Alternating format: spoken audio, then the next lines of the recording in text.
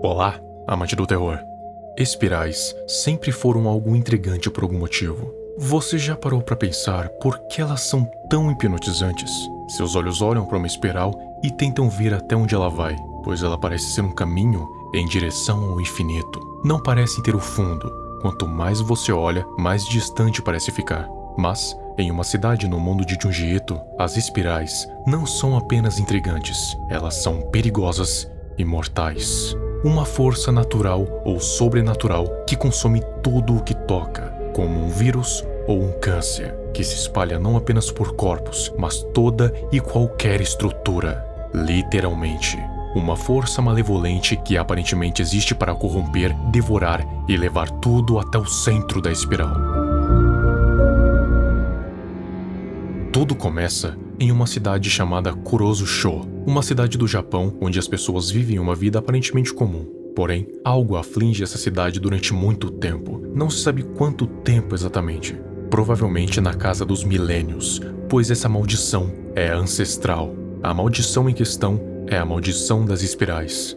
Como eu disse, elas são uma força malevolente que se espalham consumindo e destruindo tudo, levando até o seu centro. Ela se espalha como uma doença, que infecta tudo o que toca e consome para o centro da espiral. A história gira em torno de Kirigoshima e Shuichi Saito, seu namorado, dois estudantes do colegial da mesma cidade. O desenrolar dessa história nos explica mais ou menos como essa tal maldição funciona, como ela aparece e o que ela faz com as pessoas. A natureza ou a origem da maldição das espirais não é conhecida, até porque é muito antiga, e praticamente todos que presenciaram não saíram vivos, ou pelo menos não com a mente totalmente sã. A espiral não apenas é capaz de consumir tudo o que toca, mas também é capaz de enlouquecer a mente e a alma de uma pessoa, fazendo com que ela se torne uma fanática por espirais, como o pai de Saito.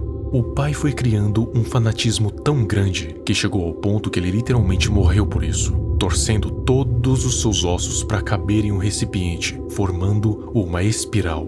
E com esse evento, a mãe de Saito acabou criando essa fobia, e tudo o que envolvia espirais ela repudiava completamente, pois via o seu marido morto em cada uma delas. Como quando uma centopeia quase entrou no seu ouvido, e quando ela jogou longe, a centopeia se enrolou, formando adivinha o quê? Uma espiral. Ela ficou tão paranoica com isso que chegou ao ponto de furar o seu próprio ouvido com uma tesoura, pois a alucinação disse que havia uma espiral dentro do seu ouvido. Mas o caso que mais chama a atenção é a de Azami Kurotani, a ex-melhor amiga de Kiri do colegial. Azami era uma garota bela e reservada, popular entre os garotos. Onde passava, era cortejada como se algo os atraísse para ela, mas ela os rejeitava toda vez, agindo como se já tivesse acostumada com isso, como de fato estava. Havia um rumor sobre Kurotani de que ela tinha um dom sobrenatural de atração, e a origem desse poder era a cicatriz que ela tinha na testa, na forma de uma lua crescente. E por isso, Azami tinha uma má reputação, porque os rumores diziam que ela fazia isso para atrair os garotos para logo em seguida dar um fora neles, apenas para inflar o seu ego. Claro que Kurotani simplesmente desmente isso para Kiri, afinal, era somente um rumor, e ninguém teria esse tipo de poder, né? Em um fatídico dia, Azami decide que queria conhecer o namorado de Kiri, afinal, era a sua melhor amiga, e ela tinha que conhecer o seu namorado. Só que Kiri não queria incomodá-lo, afinal, ele tinha perdido seus dois pais para as espirais, e ele estava muito mal para receber visitas. Mas, com a insistência de Azami, ela acaba cedendo. Ela se dirige até a casa de Saito. Ele recebe a sua namorada normalmente, mas, ao ver Kurotani, ele simplesmente sente algo muito ruim nela. O que acontece é que depois de presenciar a morte dos seus pais, ele acabou também pegando fobia extrema de espirais. Não como a sua mãe, mas ainda assim, ele não gostava de nada relacionado a espirais. Chegando ao ponto que sentiu que aquela cicatriz na testa de Azami não era normal, e manda ela ir embora. Só que ao invés de simplesmente deixar de lado, isso acaba tendo o efeito oposto em Kurotani, que fez com que ela desenvolvesse uma obsessão doentia por Saito, pois nenhum garoto a havia tratado daquela forma antes. Quando ela vai na casa dele novamente, ele diz que aquela cicatriz não era uma lua, e sim uma espiral. E quando ela se olha no espelho, vê que realmente não era mais uma lua, É como se a cicatriz tivesse mudado de forma de um dia pro outro. E isso piorou ainda mais quando Kiri a encontrou algum tempo depois para avisá-la para não tentar mais contato com Saito. E um pequeno redemoinho acabou passando, revelando algo terrível.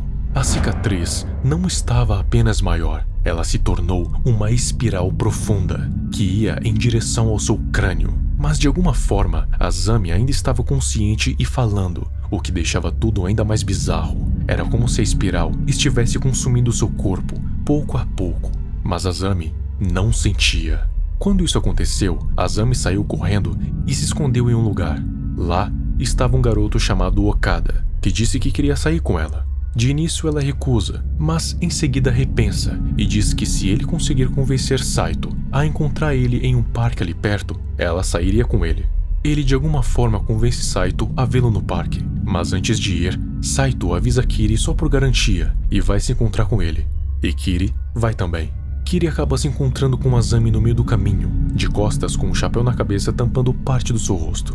Ela pergunta o que tinha acontecido com ela e diz que estava preocupada. Por outro lado, Azami diz que não conseguia focar o seu olho direito e tira o chapéu, perguntando se Kiri podia dar uma olhada. Assim, revelando a sua grotesca espiral, com o seu olho direito já sem a órbita, que já tinha sido completamente consumida pela espiral. E no mesmo momento, o olho é sugado pela espiral.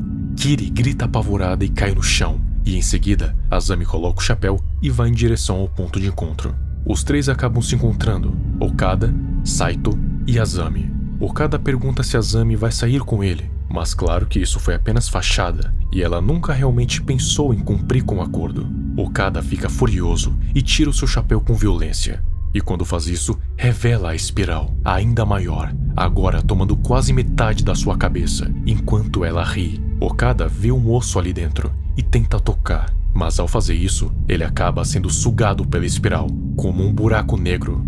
E por fim, o corpo de Azami também é completamente consumido pela espiral, não deixando sobrar nada, nem mesmo uma gota de sangue. É como se Azami tivesse sido completamente apagada da face da existência, o que pode significar que a doença da espiral estava completamente ligada à cidade e não ao corpo. Então, se Azami tivesse saído desde o início, desde quando ela ganhou a cicatriz quando criança, nem ela e nem Okada teriam morrido de forma tão horrenda.